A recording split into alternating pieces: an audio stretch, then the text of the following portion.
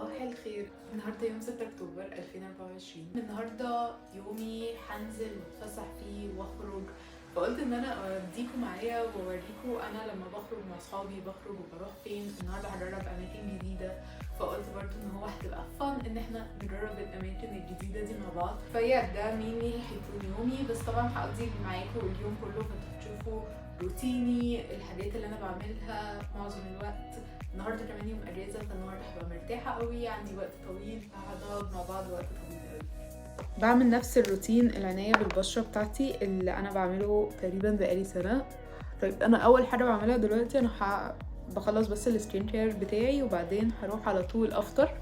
بعد ما افطر هروح الجيم. بقالي قد ايه ما رحتش الجيم من يوم الثلاث اللي فاتوا.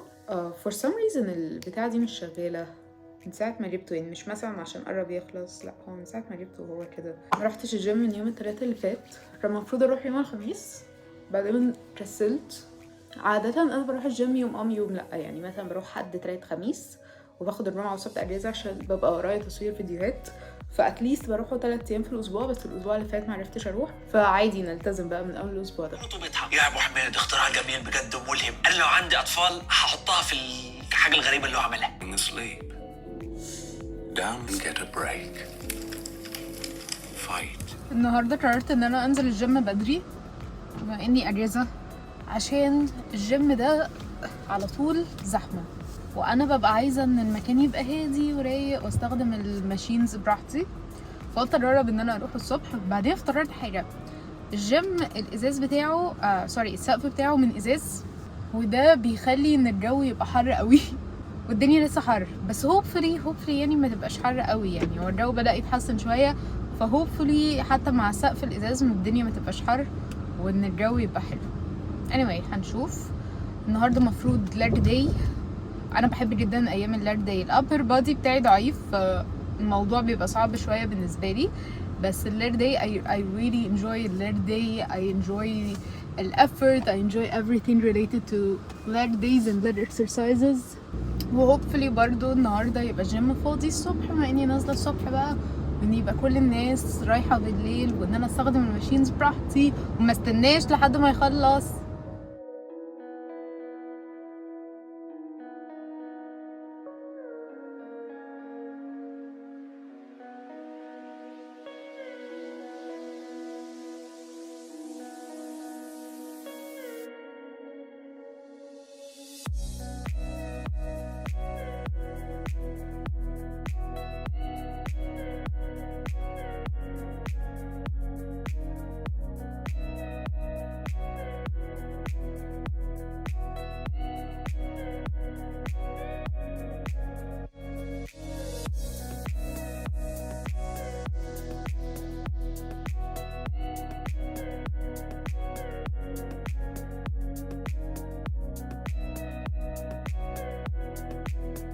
دلوقتي انا خلصت الجيم، هروح السوبر ماركت كده اشتري كام حاجه كانت ناقصين من البيت، وبعدين اروح اخد شاور. والمفروض ان انا هنزل مع صاحبتي، كنا متفقين على ان احنا نبقى هناك الساعه 5، فمفروض ان انا يا دوبك هاخد شاور وانزل وان احنا نتقابل على طول.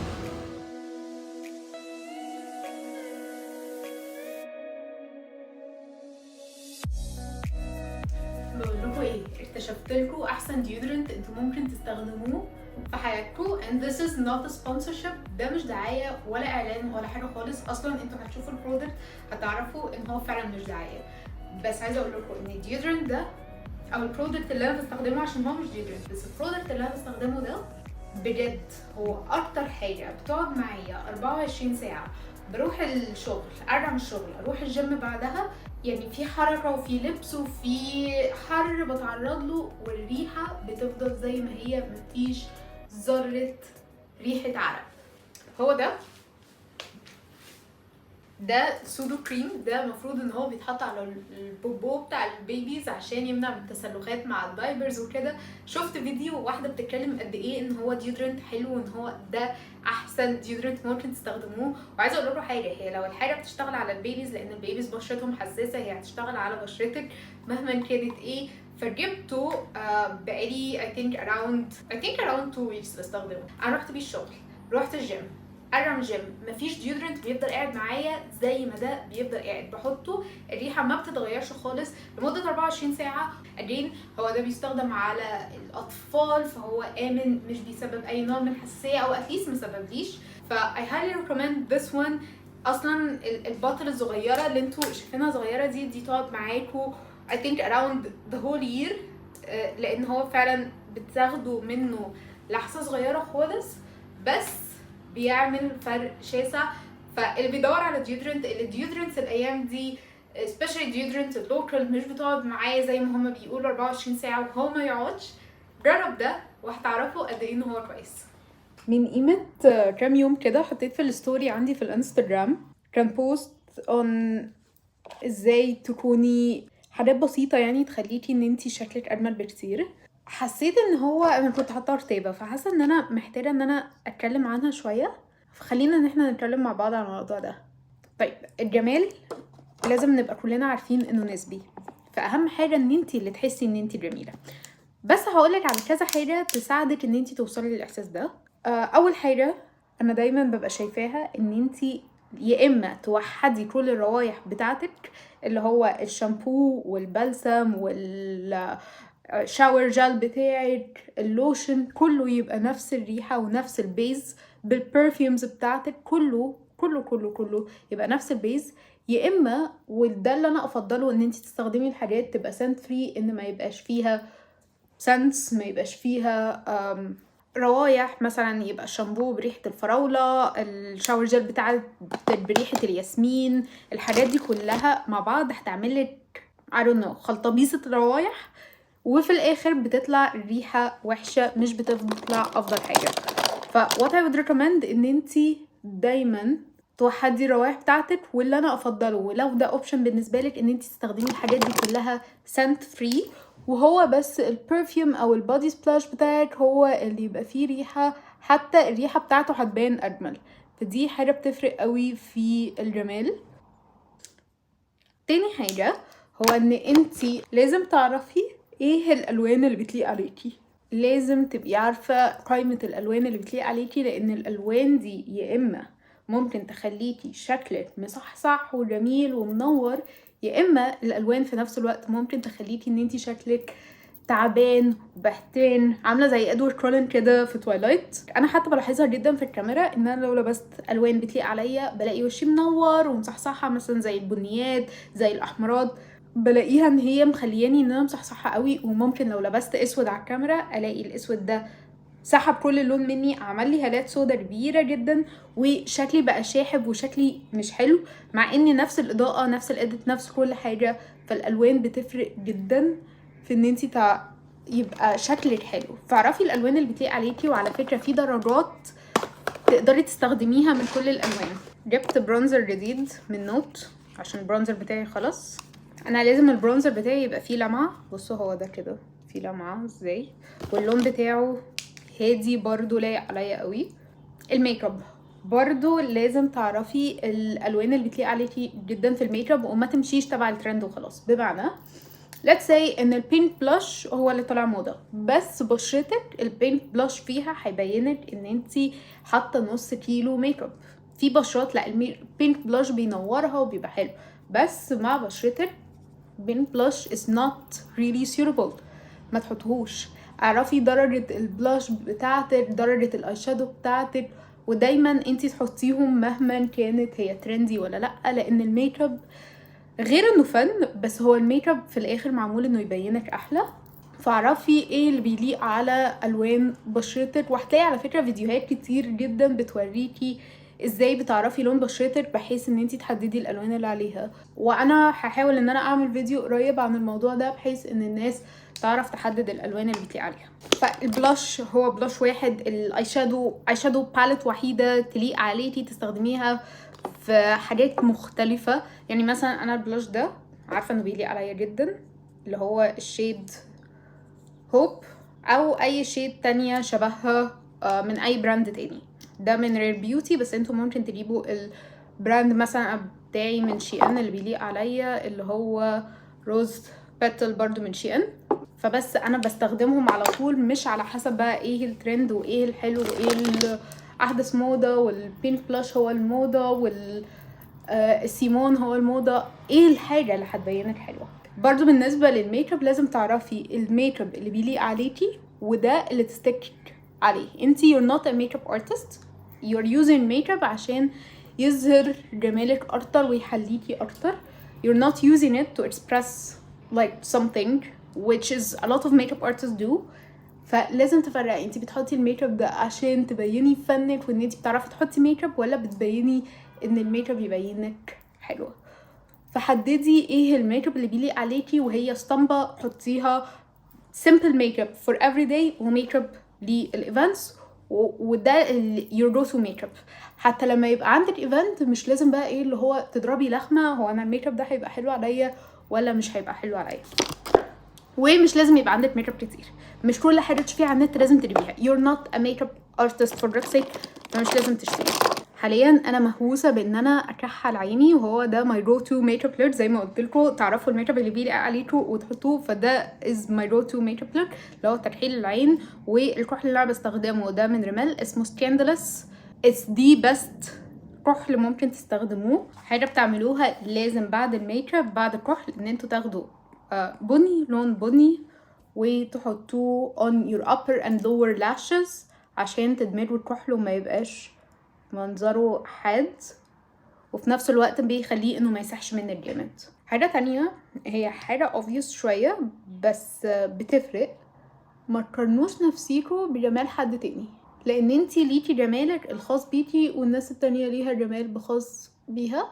ومؤخرا عايزه اقول لكم حاجه كمان، عمليات التجميل بقت منتشره قوي بين البنات العاديه، مش اللي هو حتى مغنيات او كده. فنفخ شفايف موجود، نفخ حاجات تانية موجوده، فانتي ما ينفعش ان انتي طول ما انتي في الشارع تبصي وتقولي ايه ده، هو انا مش حلوه زي البنات التانية ليه؟ لان انتي first of all you have no idea كميه الحاجات اللي البنات التانية بتعملها عشان توصل ان هي تبقى بالجمال ده. ثانيا انتي ولازم تأمني 100% كده ان ربنا خلقك في احسن تقويم. حجم مناخيرك لايق على حجم وشك، لايق على حجم شفايفك. حجم شفايفك لو كانت كبرت شويه كان زمانها لزقت في مناخيرك مثلا let's say. فانتي لازم تأمني ان ربنا لو شايف ان انتي تبقي حلوه بطريقه تانية كان زمان ربنا خلقك بالطريقه التانية. واحنا بنتكلم في الحاجات اللي انتي ما ينفعش تغيريها بنفسك، يعني مثلا مش تقولي انا وزني زايد، لا انا لو ربنا كان عايزني ان انا يبقى وزني قليل كان زمانه خلقني بوزن قليل. ربنا خلقك بوزن طبيعي، بتتولدي بوزن طبيعي، بتتولدي في كل حاجه طبيعيه. احنا اللي بنبوظ الحاجات دي، لكن انا بتكلم على الحاجات اللي ربنا خلقنا بيها. فما تقارنيش نفسك بجمال حد تاني. اهتمي بمظهرك، يعني حطي effort في ان انتي تختاري اللبس اللي انتي تلبسيه، حطي effort في ان انتي تعرفي الستايل اللي بيليق عليكي ايه، حطي effort في ان انتي تنزلي وانتي شكلك مهندم، لان دي بتفرق جدا. حتى انا مش بقولك تلبسي احدث موضه، انا مش بقولك ان انتي تلبسي لبس معين عشان تبقي حلوه بطريقه معينه، لا انا بقولك اهتمي بمظهرك، خليكي مرتبه، اكوي هدومك، انزلي مسرحه، حاطه بلاش ينورك، حاجات بسيطه بس الحاجات دي اولا هتفرق في ان انتي حاسه ان انتي شكلك حلو لان انتي حاطه effort.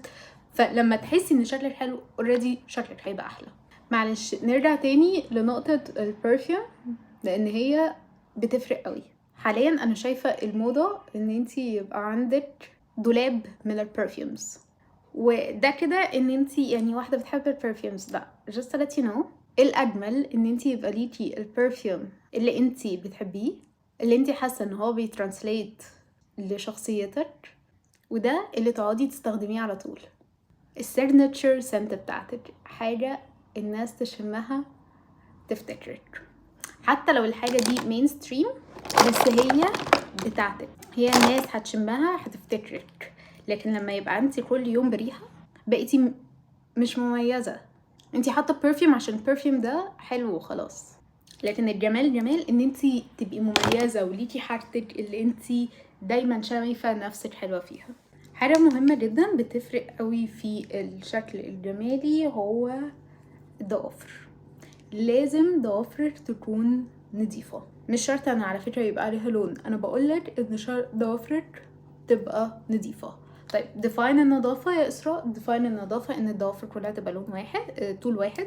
لو انتي بتطولي ضوافرك وضفر منهم اتكسر بتقصي الباقيين يبقوا نفس الطول. لازم كلهم في الاخر يدوكي نفس الطول، ما ينفعش الضفر يبقى قصير وباقي ضوافرك طويله. قصيهم بحيث ان هم كلهم يبقوا طول واحد. ثانيا الضفر طبعا يبقى نظيف، يبقى الجلد اللي حواليه ده معمول، ما يبقاش متساب. واهم من ده كله لو انتي مثلا بتعملي حاجه دايما بتوسخ ضوافرك، مثلا بتشتغلي على النحت، بترسمي كتير، بتستخدمي رصاص، بتستخدمي اي حاجه ممكن ان هي تخلي ضوافرك تتوسخ، قصي ضوافرك خليها ان هي تبقى قصيره احسن من ان هي تبقى طويله ومتوسخه. لان المنظر الضوافر المتوسخه ده بيبين قد ايه ان انتي واحده مش مهتميه بنفسك، حتى لو انتي شيك جدا فلازم ان انتي دايما تهتمي بضوافرك. عايزه اوريكم الاوتفيت بتاع النهارده. لبست الفستان الابيض ده وحطيت عليه الدنم شيرت ومسكت عليهم الشنطه الدنم برضه. حسيت الازرق مع اللبني مع الابيض الوان حلوه قوي. ولبست السنيكر والنضاره فيها برضو بلو لينس فحسيتها لايقه قوي على الطقم. and this is the outfit of the day.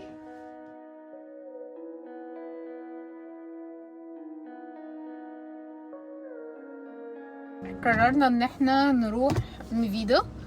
كنت بفكر ان احنا نروح اوبن اير مول مدينتي.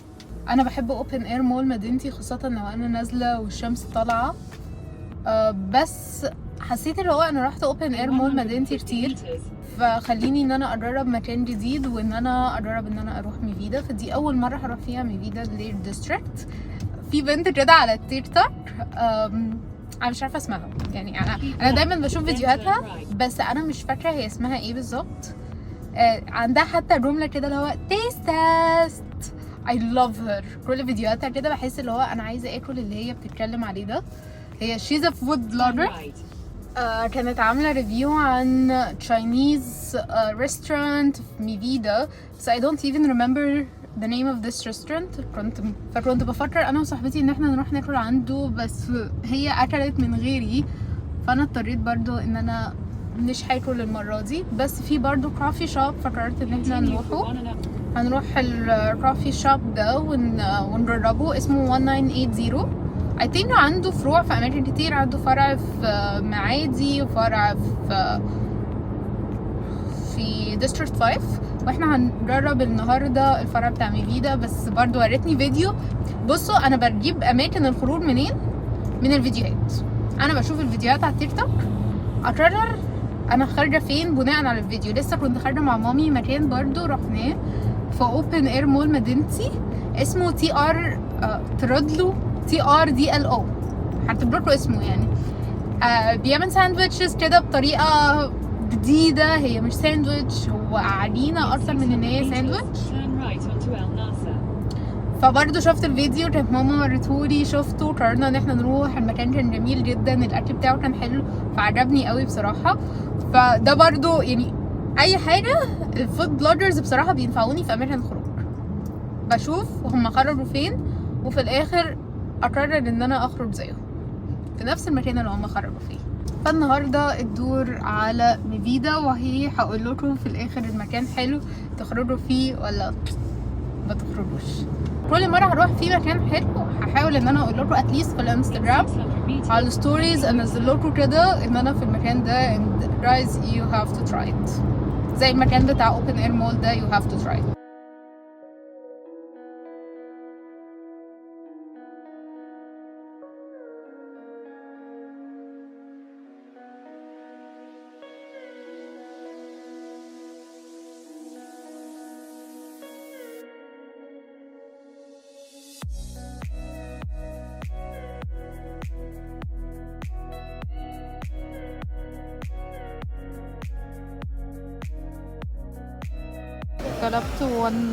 طلبت سولت كارمل فرابي. I love these bottles. جديدة كده وعبيطة بس بحبها. وده دارك موكا برضه شكله مغري قوي بس هنجربه عشان ممكن يطلع مغري برضه.